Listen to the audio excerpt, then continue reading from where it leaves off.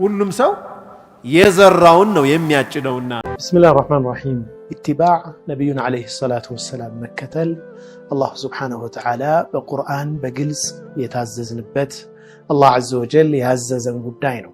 ቁል ኢን ኩንቱም ቱሒቡነ አላህ ፈተቢዑኒ ዩሕቢብኩም አላህ። አላህ ሱብሓነሁ ወተዓላን በእውነት የምትወዱ ከሆነ እኔን ተከተሉኝ፣ አላህ ሱብሓነሁ ወተዓላም ይወዳችኋል። ሁሉም ሰው አላህን ወዳለሁ ይላል፣ ሁሉም ሰው ነብዩን ሰለላሁ ዐለይሂ ወሰለም ወዳለሁ ይላል። ግን የፈተና መስፈርቱ እርሳቸውን መከተል ተደርጓል። ያ ወንፊት ብዙዎቻችን ያጣራል። አላህ ሱብሓነሁ ወተዓላ እሳቸውን ከሚከተሉት አላህ ያድርገን። ኢትባዕ ብዙ ጊዜ በዒባዳ ወይም ባለባበስ ወይም በተለያዩ ውስን ጉዳዮች ላይ እንገድበዋለን። ኢትባዕ ግን ሰፊ ሐሳብ ነው።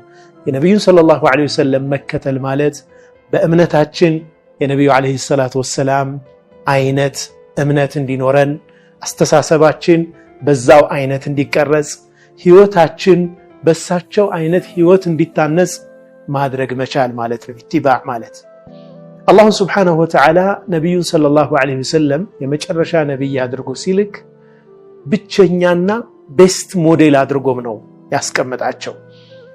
ማንም ነብይ፣ ማንም ታላቅ ሰው፣ ማንም የለውጥ ሐዋርያ በታሪክ ውስጥ የተከሰተ ዝርዝር የህይወት ጉዳዩ የሚታወቅ የለም እንደ ነብዩ አለይሂ ሰላቱ ወሰላም።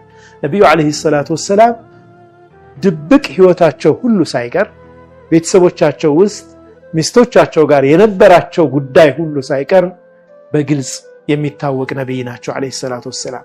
ይህ የሆነበት ህክማ ምንድነው? ሞዴል ስለሆኑ ሁሉም የህይወታቸው ዘርፍ መታወቅ ነበረበት። አላህ ሱብሓነሁ ወተዓላ ያንን አይነት ሐያት ነው የሰጣቸው።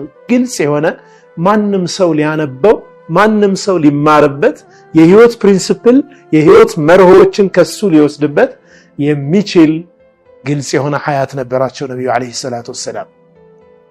ለቀድ ካነ ለኩም ፊ ረሱሊላሂ ኡስወቱን ሐሰና፣ መልካም አርአያ በነብዩ አለይሂ ሰላቱ ወሰላም አለላችሁ ነው የሚለው አላህ። ሌላ አርአያ ያስፈልገንም። ነብዩ አለይሂ ሰላቱ ወሰላም እጅግ በጣም ድንቅ የሆነ ስብዕና የነበራቸው ወኢነከ ለዓላ ኹሉቂን ዐዚም፣ አንተ እኮ በታላቅ ስነ ምግባር ላይ ነህ ብሎ ታላቁ አላህ ሱብሓነሁ ወተዓላ የመሰከረላቸው። አንድ ህፃን ልጅ ትንሽን ነገር አድንቆ ቢናገር በዛው ልክ ነው የሚያደንቀው ይላሉ። አላህ ሱብሓነሁ ወተዓላ ታላቅ ብሎ የመሰከረላቸው የዚህ ፍጥረተ ዓለም ፈጣሪ አላህ ሱብሓነሁ ወተዓላ ነው። ነብዩ ሰለላሁ ዐለይሂ ወሰለም ምን ያክል የላቀ ስብዕና ቢኖራቸው ነው እንዲህ አይነት ምስክርነት ከአላህ የተነገራቸው? ነብዩ ሰለላሁ ዐለይሂ ወሰለም ውብ ስብዕና ነበራቸው፣ ውብ መልክም ነበራቸው። አላህ ግን በመልካቸው አይደለም ያደነቃቸው፣ በስብዕናቸው ነው ያደነቃቸው። ያን ስብዕናቸውን በደንብ መረዳት፣ ማወቅ፣ መገንዘብ፣ መርሆችን አውጥተን አስተምህሮቶችን ወስደን ወደ ተጨባጭ ህይወታችን ማምጣት የዚህ ዘመን የቤት ስራችን ነው። በዚህ ዘመን በርካታ አስተሳሰቦች ወጣቶችን ከዛም ከዚህም ይንጣሉ። ወጣቶችን ብቻም አይደለም አዋቂዎቹንም ሳይቀር የሚፈትኑ በርካታ አስተሳሰቦች፣ የህይወት ራእዮች ይኖራሉ። እነኚህን ግን የምናርቃቸው በነብዩ አለይሂ ሰላቱ ወሰላም አስተሳሰብ ነው። እነኚህን አስተሳሰቦች ርቀን ወደ ነብዩ አለይሂ ሰላቱ ወሰላም የህይወት መንገድ ስንመጣ ፍቱን መድኃኒት እናገኛለን። ትዳራችን ይስተካከላል፣ ህይወታችን ይስተካከላል፣ ከዘመዶቻችን ጋር ያለን ሐያት ይስተካከላል፣ የንግድ ህይወታችን ይስተካከላል። ሁሉም ህይወታችን የተስተካከለ ይሆናል። እኛም በተግባር ተጣሪዎች እንሆናለን። በንግግር መጣራት ሁላችንም በደንብ ልናሳምረው እንችል ይሆናል። ነገር ግን በተግባር የነብዩ ሰለላሁ ዐለይሂ ወሰለም ሐያት ኖሮ በተግባር መጣራት፣ በተግባር ሞዴል መሆን ግን ትልቅነትን ይጠይቃል። ሰዎች ቁወተል ዒልም ሊኖራቸው ይችላል፣ የእውቀት አቅም ሊኖራቸው ይችላል።